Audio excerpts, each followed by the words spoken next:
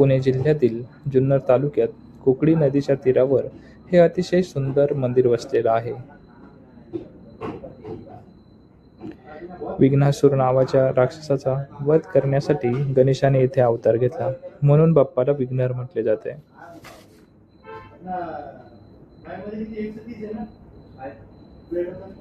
या मंदिराला चहूबाजूंनी भक्कम तटबंदी असून इथल्या दीपमाला रात्रीच्या वेळी अतिशय नयनरम्य असतात.